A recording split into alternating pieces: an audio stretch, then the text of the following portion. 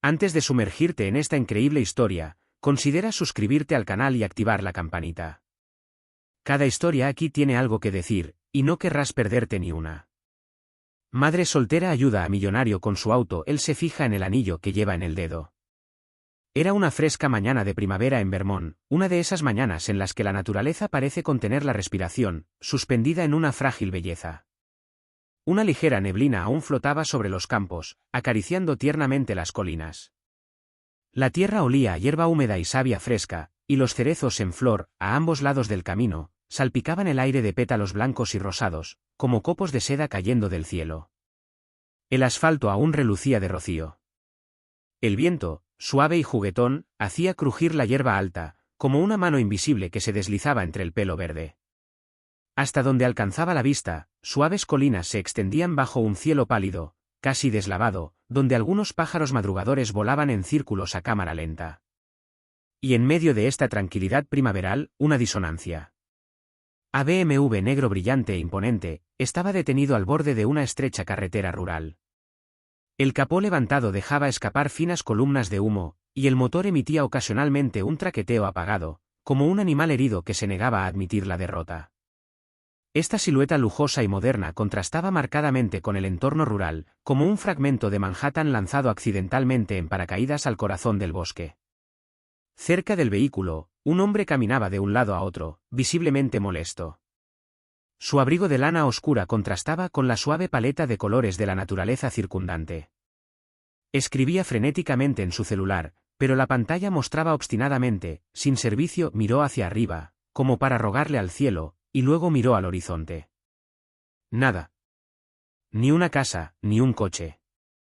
Nada más que la carretera desierta, los cerezos y esa calma casi insolente.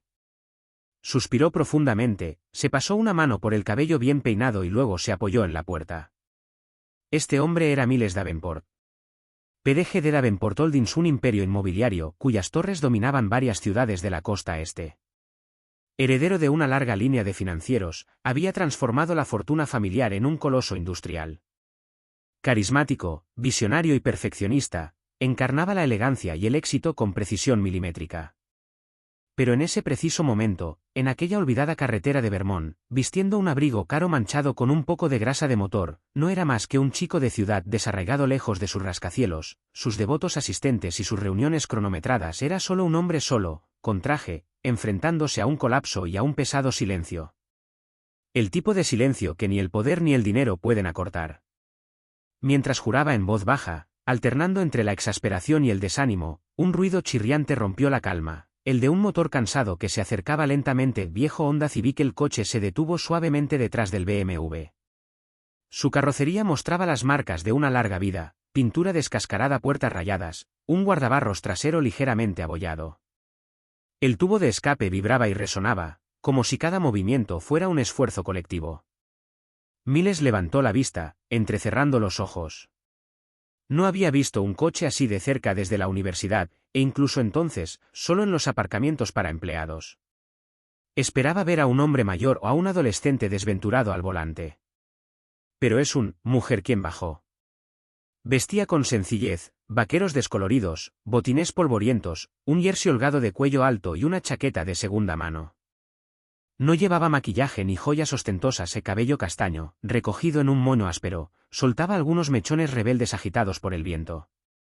Su rostro, sin maquillaje, lucía marcas del tiempo, no los mayores de edad, sino los de la vida cotidiana, noches de insomnio, responsabilidades silenciosas. Y sin embargo, una belleza tranquila emanó de ella. Algo completo. Algo real. Sus ojos, de un marrón oscuro, eran francos, suaves y ligeramente ojeras, pero no huían. Miraban justo en su propia, con una mezcla de cautela, curiosidad y amabilidad discreta, como la que encontramos entre las enfermeras o las madres que ya no pueden darse el lujo de perder el tiempo. ¿Algún problema, señor?, ella preguntó simplemente. Su voz era tranquila, serena. Ni sumisa ni agresiva. Solo la educada neutralidad de quien ya no se sorprende al ver hombres trajeados e indefensos en carreteras donde nadie se detiene. Miles, todavía congelado, la miró sin responder de inmediato. Me sorprende ver a alguien aquí, en este rincón remoto. Pero aún más, le impactó el hecho de que ella no parecía reconocerlo ni un sobresalto, ni vergüenza. Ni una mirada a su caro reloj ni una sonrisa interesada. Casi lo desconcertó. Sí, respondió finalmente. El coche tiene sobrecalentado, y por supuesto, no hay sin red aquí. ¿Podrías ayudarme? Ella se encogió de hombros lentamente, luego esbozó una leve sonrisa, casi burlona, pero no mala. Mi nombre es Sarah Coleman, dijo, acercándose a la capucha que aún humeaba. Y he conducido suficientes coches viejos para saber lo que significa que el motor humee así.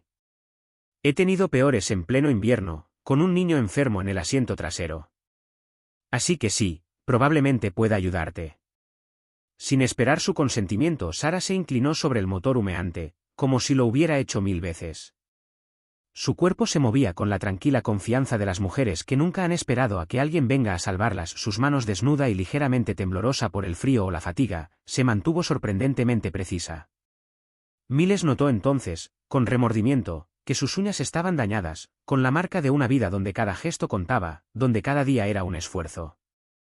Apartó un manojo de cables, localizó una manguera abultada por el calor, y con un movimiento firme pero cuidadoso, la desconectó para aliviar la presión. Salió vapor silbando, lo que la obligó a retroceder un poco. No entró en pánico. Esperó, luego regresó a su coche, abrió el maletero con un movimiento rápido y sacó una vieja botella de agua de manantial. Ya estaba en marcha. Con cuidado, vertió el contenido en el radiador, vigilando la temperatura, como haría una madre con la fiebre de su hijo. Entonces, dijo simplemente, cerrando el capó. Durará hasta la ciudad, pero no te exijas demasiado. El motor no te perdonará un segundo error hoy. Miles, aún de pie, se quedó boquiabierto. La miró como quien contempla un fenómeno inesperado. Acababa de resolver, en 5 minutos y sin equipo, una avería que lo había dejado en un callejón sin salida. El hombre con múltiples títulos y asistentes de guardia, ni siquiera habrían podido identificar el problema. Espera, dijo recuperando el sentido. Sacó su cartera, grande y de cuero granulado, llena de tarjetas negras y billetes elegantemente doblados. Al menos déjame pagarte por esto. Pero tan pronto como vio el dinero, Sarah dio un paso atrás, como si acabara de sacar un arma. No, gracias, no ayudo por dinero. No soy así. Su tono era firme, sin ira, pero sin concesiones. Había una línea invisible en su voz que nadie podía cruzar. Miles permaneció inmóvil, con el brazo colgando, con la mano aún sujetando un billete que ya no quería dar. Cerró la cartera lentamente. Entonces se dio la vuelta, sin teatralidad, sin orgullo infundado. Solo la elegancia de una mujer que no esperaba nada. Y fue mientras la veía alejarse que vi este detalle. En su mano izquierda ella llevaba un anillo sencillo. En plata antigua. Sin piedras. El tipo de joyería que la vida no ofrece, que elige por sí mismo, no para presumir. Pero lo llevaba con tal gravedad, tanto respeto, que Miles se preocupó. No era cómplice. Era un símbolo, casi una medalla. ¿Estás casado?, preguntó en voz un poco más baja. La pregunta se le escapó. No era estratégica ni social. Simplemente humana. Se detuvo en seco. El viento hizo bailar los mechones de cabello que se le escapaban del moño. Se quedó quieta un instante y luego se giró lentamente, con la mirada firme e irreprochable. No es una alianza. Su voz no era ni amarga ni triste. Estaba llena de pura verdad. Es una promesa. Para mí mismo. Ella miró brevemente su mano. Lo llevo puesto desde el día que se fue el padre de mi hijo. No porque esperara que volviera. Sino porque ese día me di cuenta de que tuve que ser mi propio pilar. Me juré a mí mismo nunca traicionarme. Mantenerme firme. Fuerte. Digno. Incluso solo. No había alzado la voz. No había exagerado nada. Pero en sus palabras había más poder en ello que en cualquier discurso que había escuchado en la sala de conferencias. Miles no sabía qué decir. Sintió que algo dentro de él cambiaba, lenta y profundamente. Había visto mujeres poderosas, brillantes e impecables en su vida. Pero esta mujer, ella era, verdadero no construido. No inventado para el mundo. Real como la tierra bajo sus pies, como la lluvia en los cristales. Y lo tenía, Marca. Inexplicablemente, irreversiblemente. La vio alejarse hacia su destartalado coche, dejando atrás el aroma discreto de un coraje que no se grita. Unos días después, en su enorme oficina de cristal con vistas a los rascacielos de Boston, Miles Davenport bebía mecánicamente un café tibio. A su alrededor, los asistentes pasaban, las agendas se movían, las alertas sonaban. Pero su mente estaba en otra parte. No podía apartar la vista de esa imagen. Sara, inclinada sobre el motor, con la frente cruzada en una expresión de seriedad tranquila. Sara, que había rechazado su dinero con un orgullo desarmante. Sara, y ese anillo que llevaba como una bandera invisible. Ella no había pedido nada. Ni siquiera gratitud. Y fue precisamente este silencio lo que lo había molestado. Así que, sin dar ninguna explicación, le pidió a su chofer personal que lo llevara de regreso allí. A este pequeño y remoto pueblo en Vermont, a 1 hora y media de la autopista más cercana. No había planeado volver a verla, y mucho menos hablar con ella. Solo quería entender. Cuando llegaron a Selburne, el paisaje estaba bañado por la suave luz de la tarde. El centro del pueblo consistía en una calle principal bordeada de edificios de madera, con las fachadas descoloridas por el invierno. Una panadería, una ferretería, una oficina de correos. Un poco más adelante, un edificio bajo, rodeado por una valla colorida y columpios oxidados, la escuela primaria local. El coche se detuvo. Miles salió, manteniéndose las gafas de sol puestas para mimetizarse con el resto. Se quedó allí parado un momento, apoyado contra el capó de su propio coche reparado, observando. Y él la vio. Sarah Coleman de pie junto a la puerta. Llevaba una chaqueta enorme sobre un vestido sencillo.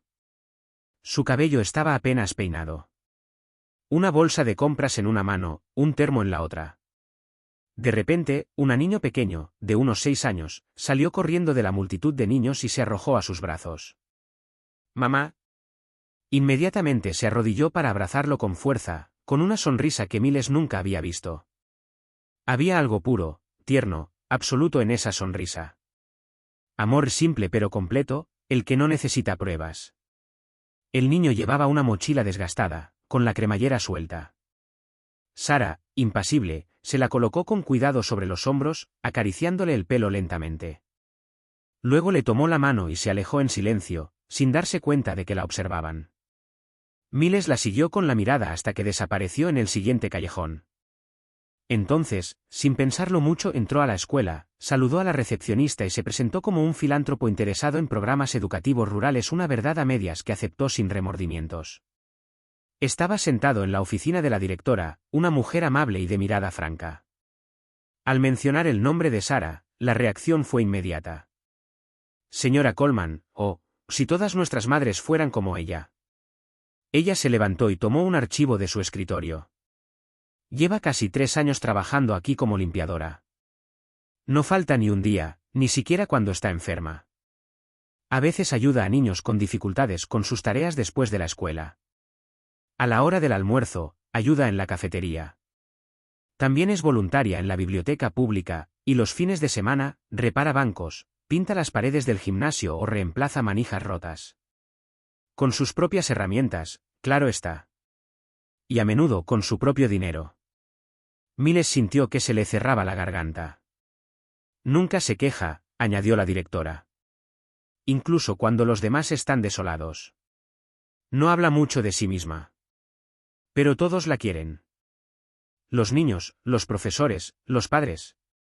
Es una mujer excepcional». Asintió en silencio, dominado por una mezcla de admiración y vergüenza. Vergüenza por su propia sorpresa. Vergüenza por haber creído, aunque fuera brevemente, que una mujer como Sara pudiera verse reducida a su coche oxidado o a su ropa modesta. Este imperio de bondad silenciosa, construida sin que nadie la aplauda, sin que nadie la financie ni se dé cuenta, él nunca lo había presenciado. Lo que había visto hasta ahora eran títulos, currículums, reconocimiento. Pero aquí, en esta pequeña escuela de Selburne, había encontrado la grandeza en las sombras. Se fue sin decir palabra, con los pensamientos en un torbellino. Se había movido para comprender, salió transformado. Otro, él regresó. Pero esta vez no disfrazado, no en su sedán con vidrios polarizados, no escoltado por un conductor uniformado ni por un asistente que tome notas en un cuaderno Moleskine. Solo él. Millas. Con vaqueros oscuros que no usaba desde hacía años, una camisa sencilla remangada y un modesto abrigo beige. Incluso había conducido solo, cruzando colinas y campos con una mezcla de nerviosismo y humildad que no sentía desde hacía mucho tiempo. Había visto la casa la noche anterior, un pequeño edificio a la entrada del barrio obrero de Selburne, con un porche de madera con escalones crujientes, macetas en las repisas, algunas florecidas, otras vacías, y un viejo columpio oxidado colgando de un árbol. Era modesto, pero propio, cuidadosamente mantenido, como todo lo que Sara tocó. Dudó un momento frente a la puerta, respiró profundamente y luego llamó. Después de unos segundos, lo abrió. ¿Sí? Llevaba una camiseta gris y pantalones de lona. Llevaba el pelo recogido descuidadamente y sostenía un plato en una mano y un paño de cocina en la otra. Cuando lo vio, ella se congeló. Sus ojos se entrecerraron levemente, cautelosos, como los de alguien a quien se le han acercado demasiadas veces con promesas vacías. ¿Señor Davenport?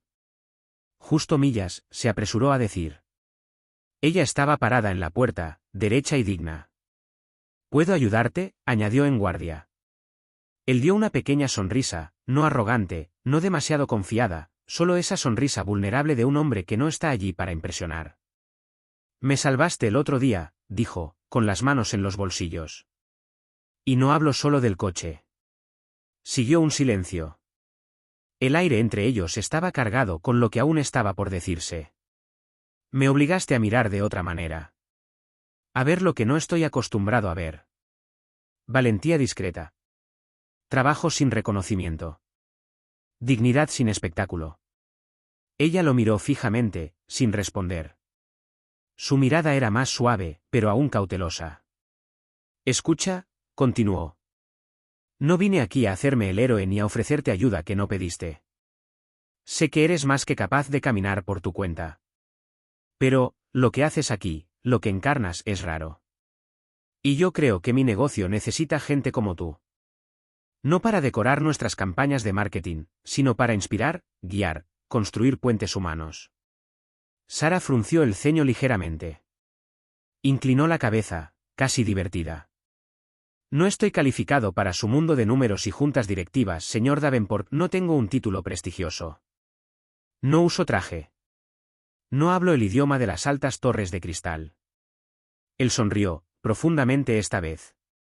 Tal vez. Pero estás capacitado para liderar seres humanos. ¿Y eso? Él hizo una pausa y sostuvo su mirada.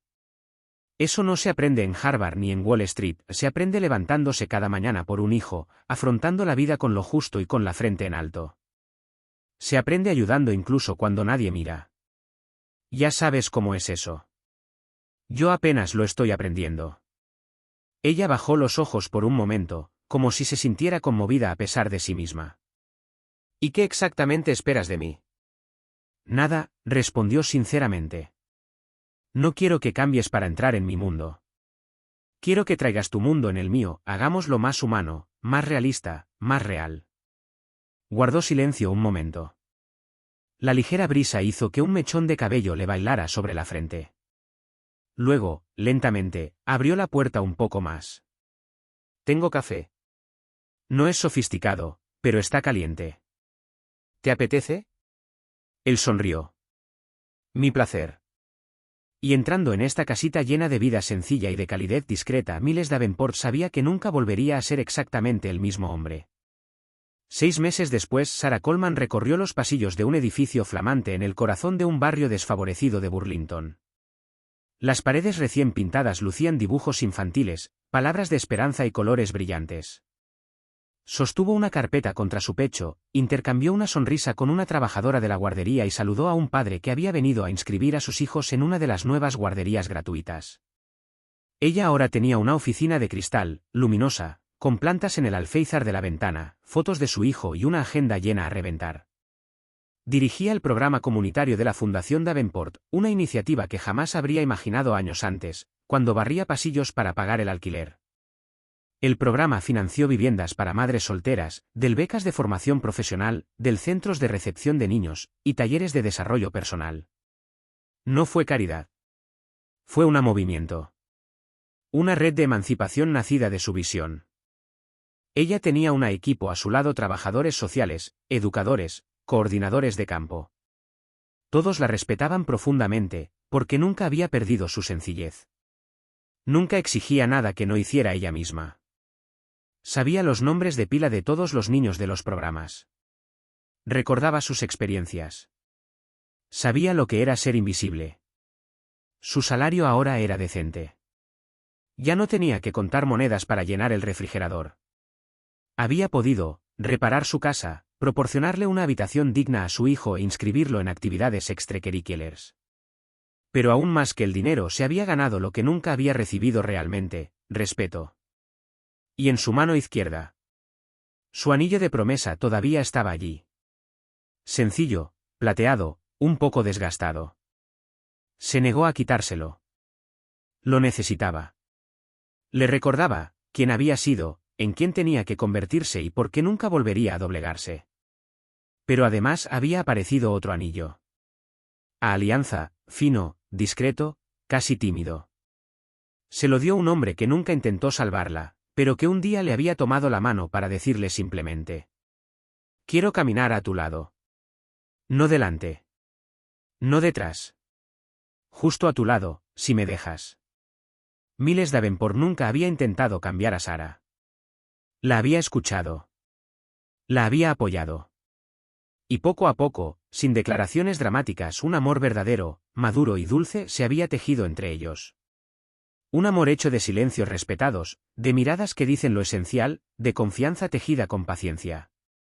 El día de la inauguración del nuevo centro social, la multitud se apiñaba bajo una carpa blanca. Familias, periodistas, funcionarios locales, voluntarios, y niños, por todas partes, corriendo, riendo, despreocupados, tal como ella siempre había soñado que serían. Sarah subió al escenario, vestida con sencillez, con un vestido azul marino y una bufanda color crema. Habló con modestia, relatando brevemente su trayectoria, su gratitud y su lucha. Le tembló la voz, pero se recuperó.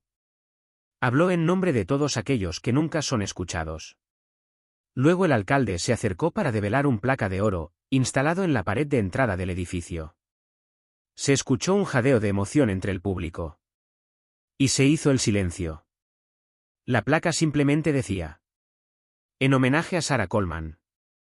Porque algunas fuerzas no hacen ruido, pero cambian el mundo.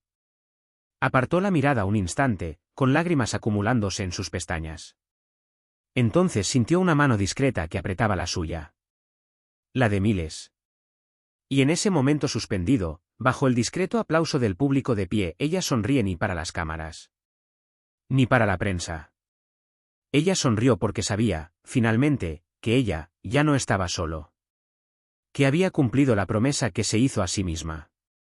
Y que a partir de ahora ella cambió el mundo, no con discursos, sino con su mera existencia.